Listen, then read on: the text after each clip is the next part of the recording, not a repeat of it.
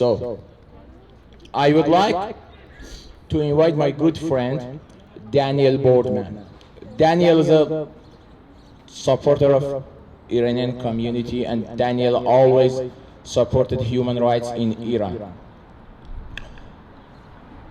He is one of the first journalists that called the intentional missile attack by IRGC terrorist attack.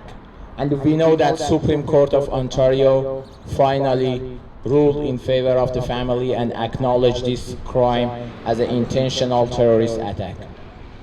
Daniel is our voice in TNT, the National Telegraph. Daniel, welcome to the stage and say some words. Thank you for coming here.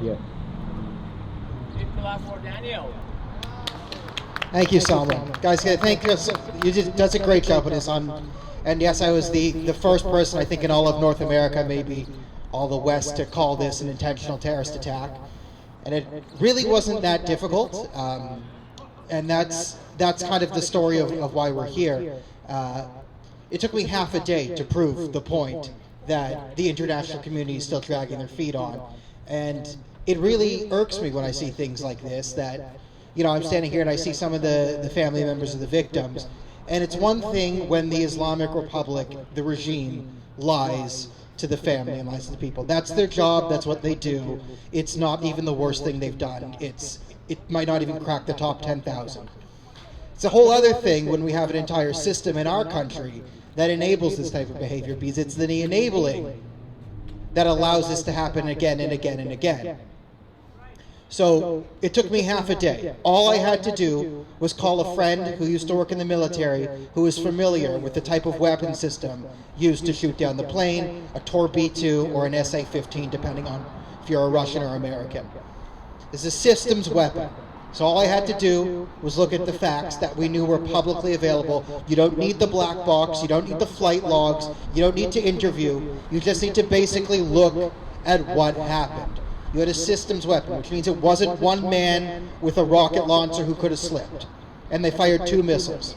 When a missile is fired from an SA-15 system, a massive alarm goes off. That's a big deal when a system fires. So they would have fired missile number 1, alarms would have been ringing all throughout Missile Command, the entire military would have known about it. Because you just fired a missile over your capital city. Now, the timing of this was interesting because it was right after they had an airstrike on the American base in Iraq, which thankfully no one was killed at.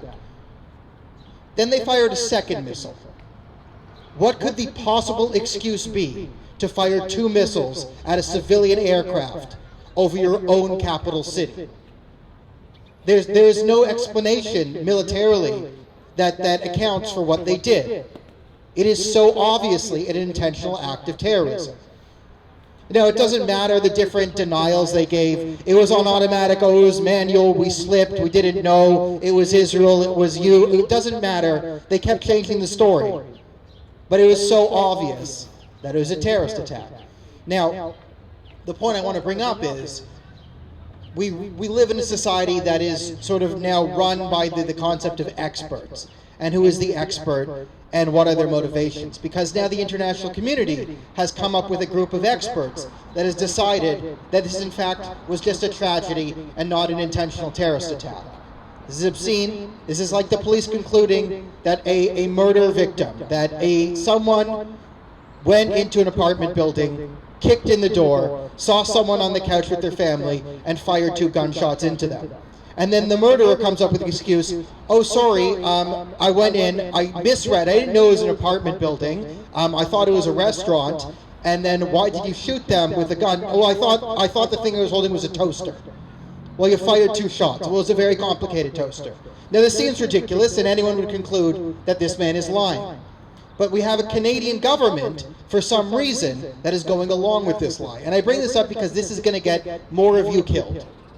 It doesn't protect you, Justin Trudeau siding with the Islamic Republic of Iran. They did a trial run with Kayed Sifissamani when Trudeau first got into power. He came in, he was going to be the friend with the regime, take them off the terrorist list, be bros. He think he could hug the terrorism away. It's a form of deluded narcissism where we think we control the entire world, or we can't account for the evil of some people.